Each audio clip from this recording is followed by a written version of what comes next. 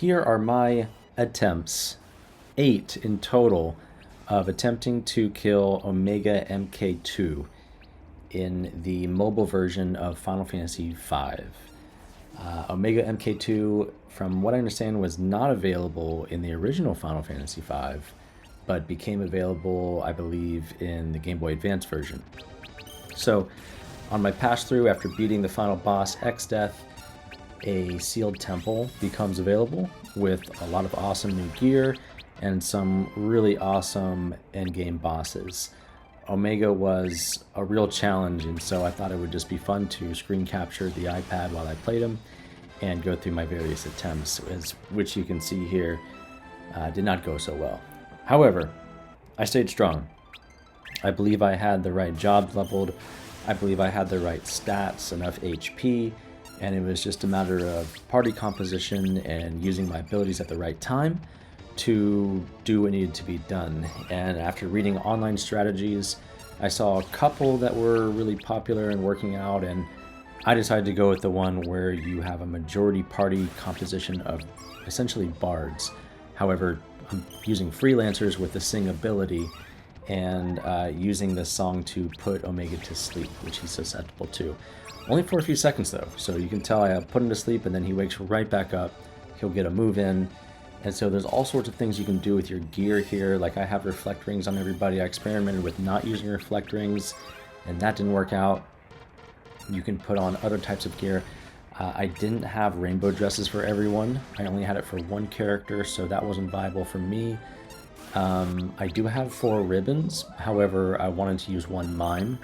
I guess I could have done 4 freelancers. There's just so many different ways you could do this.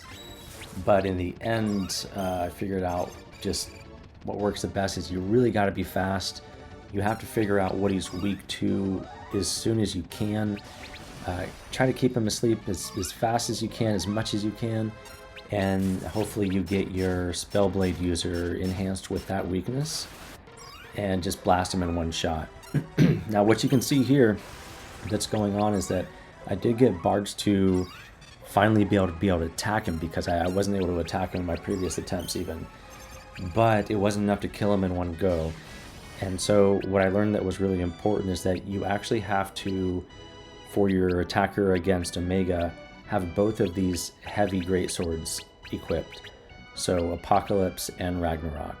I had one on one on Kryle earlier, and I was just mixing up the weapons, but it's really important that both of the heavy greatswords are on your Spellblade attacker, because otherwise you're doing 8,000 or 9,000 damage with the greatsword, and then only 2,000 to 4,000 damage with your katana or whatever it is, the other strongest weapon that you have. So here we go. I think this one is second to last, or maybe third to last attempt. I'm getting the Romeo's Ballad on, getting him asleep, but I'm still getting nailed, as you can tell, with his various attacks, and ultimately kills me.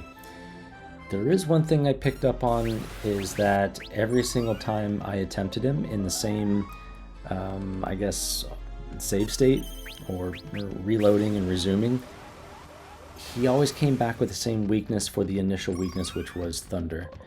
And so that at least saved me from having to do the initial Libra on him. And you can tell right here, I just immediately put Thundagon Spellblade on Bards without doing Libra, and I went for it. So I'm doing Romeo's Ballad, he's queued up, and I should be able to get him with both my Greatsword's attack now, 1 rapid fire, and knock him out in one go. 93, 84, yeah. 9 and 8k, basically 9k for every one. I think he has about 55 or 65,000 HP. So if you can pull that off in one go, then you're good. All right, thanks for watching.